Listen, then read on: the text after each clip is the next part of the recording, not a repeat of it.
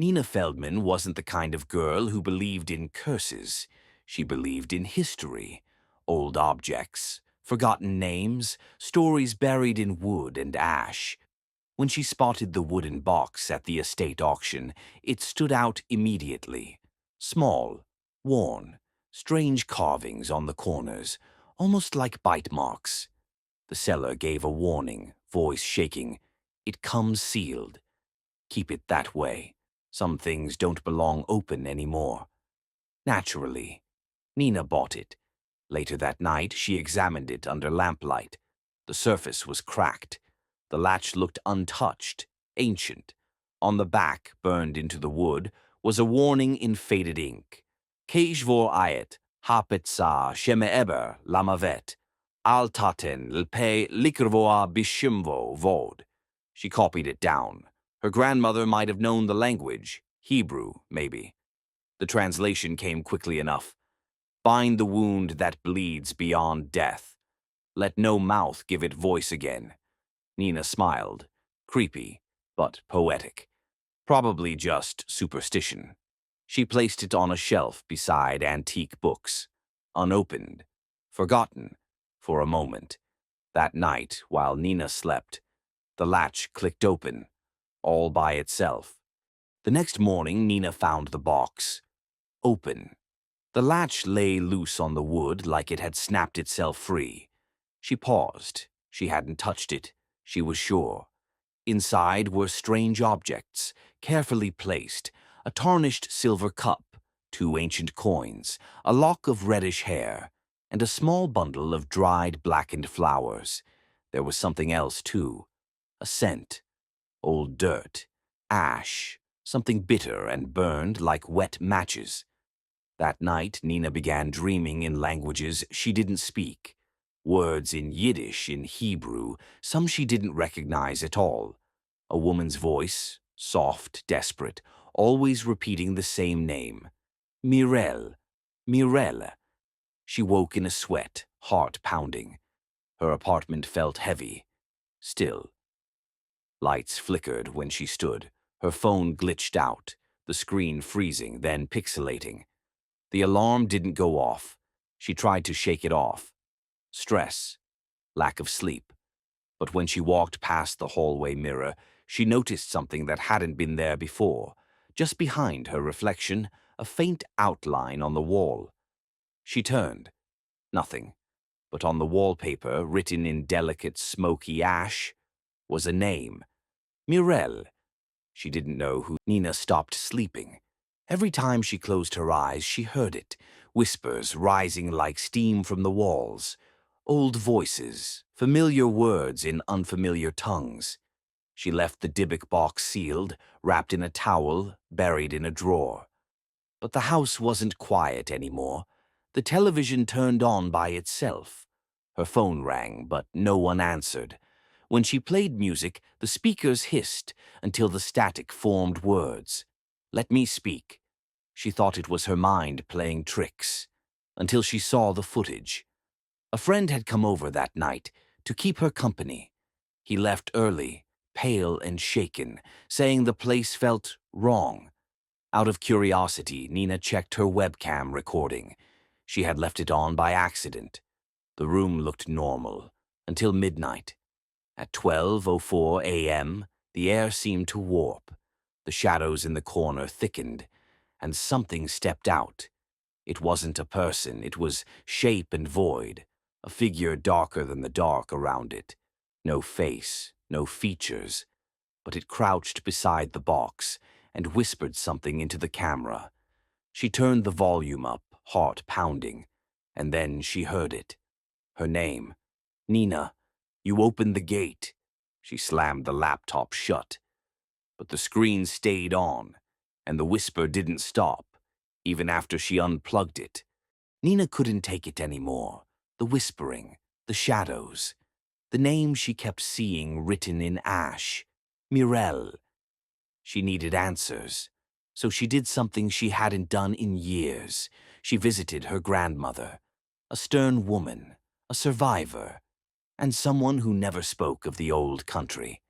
At first, her grandmother refused to look at the box, But the moment she saw the name, her face changed. She whispered, almost too soft to hear, "You shouldn't have touched it." "This soul was bound for a reason," Nina begged her to explain. Who was Mirel? Her grandmother's eyes welled up. She was wronged by those we knew. She died full of rage, and her soul never rested. Nina pressed harder. By who? Her grandmother didn't answer. She just stared at Nina's hands and made the sign of protection. She remembers blood. She remembers names. That night, Nina returned home shaken. She opened a genealogy document her mother once made. Her great-grandfather's name caught her eye. Isidor Feldman, Galicia, 1911. Next to it, scribbled in faded pencil, almost erased, was another name, Mirel Weiss.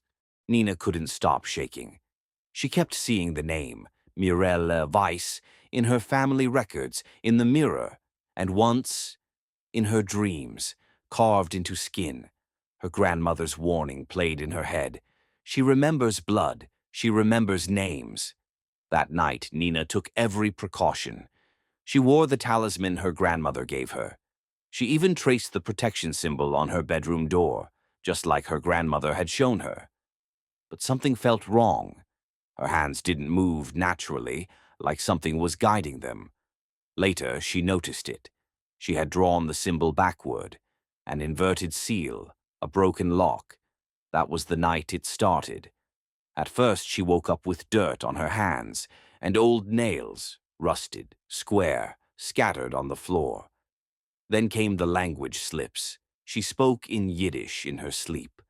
One night, she stood over her friend's bed and whispered, "They buried me wrong."